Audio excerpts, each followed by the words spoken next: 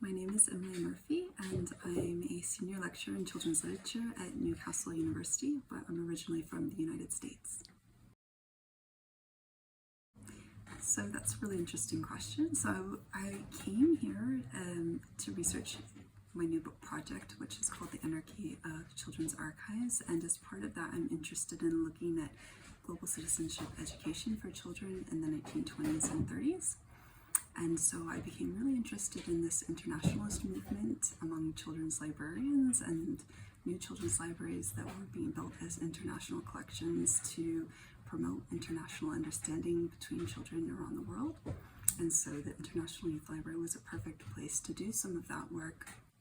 And it's not only interesting because of the history of this collection, where the founder, Yella Lippman, in the 40s and 50s in particular was developing her own international collection, but even much earlier than that. So there's a collection called the Geneva Collection, which I've done most of my research from, which has mainly children's books from the 1920s and 30s, which is my time period.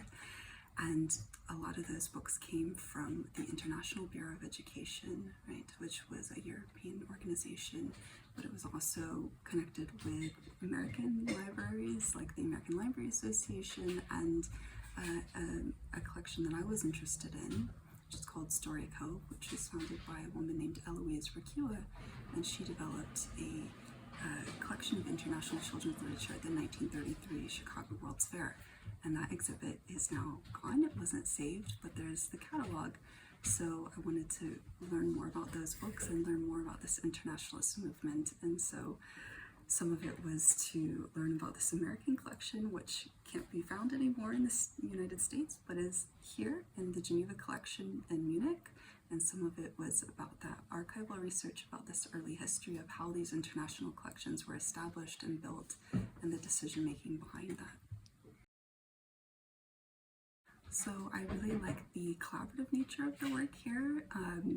Nadine Zimmerman, for instance, has been really great, and she's great with all the fellows when it comes to bringing us things, bringing